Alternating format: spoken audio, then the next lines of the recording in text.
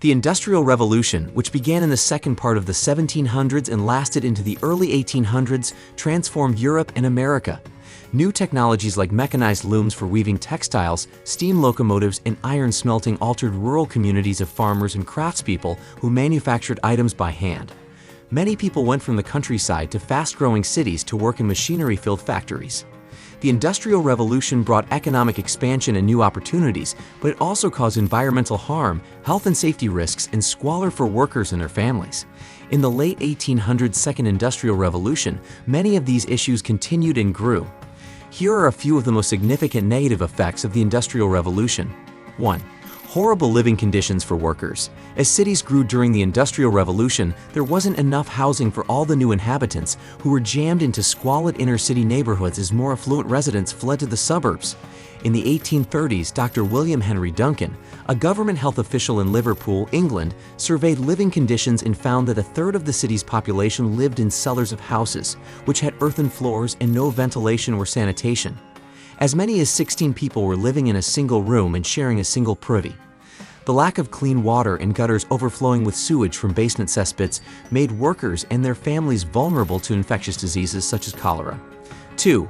Poor nutrition. In his 1832 study entitled Moral and Physical Condition of the Working Classes, employed in the cotton manufacture in Manchester, physician and social reformer James Phillips Kay described the meager diet of the British industrial city's lowly paid laborers who subsisted on a breakfast of tea or coffee with a little bread, and a midday meal that typically consisted of boiled potatoes, melted lard and butter, sometimes with a few pieces of fried fatty bacon mixed in. After finishing work, laborers might have some more tea, often mingled with spirits and a little bread, or else oatmeal and potatoes again. As a result of malnutrition, Kay wrote, workers frequently suffered from problems with their stomachs and bowels, lost weight, and had skin that was pale, leaden-colored, or of the yellow hue.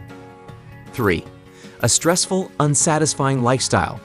Rural workers who moved to cities had to adjust to a different lifestyle with minimal personal freedom. They had to appear when the factory whistle blew or be locked out, fined, and unpaid. Since stopping a machine would require them to move around, they couldn't take breaks. Faster pace, more supervision, less pride, says George Mason University historian Peter N. Stearns. In his 2013 book, The Industrial Revolution in World History, Stearns writes that after work, people had little time or energy for amusement. Worse, city leaders often outlawed festivals and other activities they loved in rural areas. Instead, workers spent their free time at the local bar, where drink helped them forget their troubles. 4. Dangerous workplaces. Industrial Revolution factories were dangerous without much safety regulation. In his 2015 book Changing Hands, Industry, Evolution, and the Reconfiguration of the Victorian Body, Peter Capuano describes how employees risked losing a hand in machinery. In 1830, millworker Daniel Buckley had his left hand caught and lacerated, and his fingers crushed before his comrades could stop the equipment. Trauma killed him. Coal mines that supplied steam-powered equipment suffered horrible mishaps. In David M. Turner and Daniel Blackie's 2018 book Disability in the Industrial Revolution, a coal mine gas explosion left 36-year-old James Jackson with severe burns on his face, neck, chest, hands, arms, and internal injuries. Opium relieved his severe anguish. After 6 weeks, a doctor cleared him to work, perhaps with lasting scars. 5. Child labor.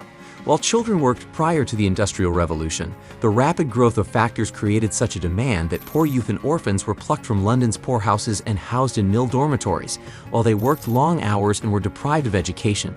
Compelled to do dangerous adult jobs, children often suffered horrifying fates. John Brown's expose, a memoir of Robert Blincoe, an orphan boy, published in 1832, describes a 10-year-old girl named Mary Richards whose apron became caught in the machinery in a textile mill. In an instant, the poor girl was drawn by an irresistible force and dashed on the floor. Brown wrote, "She uttered the most heart-rending shrieks." University of Alberta history professor Beverly Lummeyer sees the exploitation of child labor in a systematic and sustained way, the use of which catalyzed industrial production, as the worst negative effect of the Industrial Revolution. 6. Discrimination against women. The Industrial Revolution established workplace gender disparity that persisted for generations.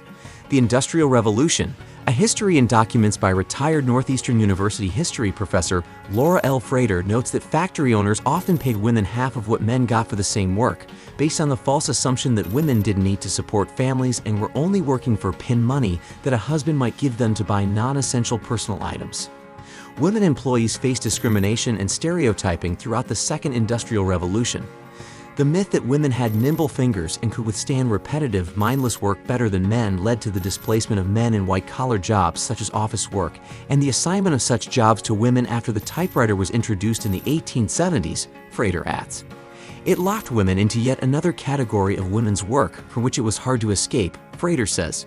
7. Environmental harm.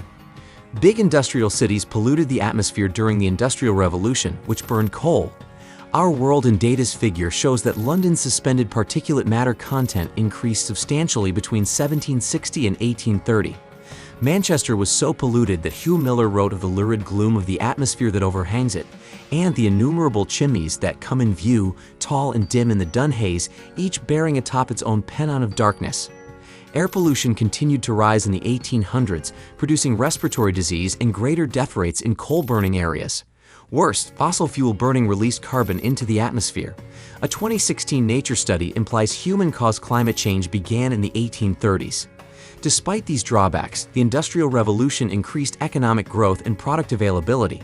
It also created a rich middle class and specialized industrial occupations.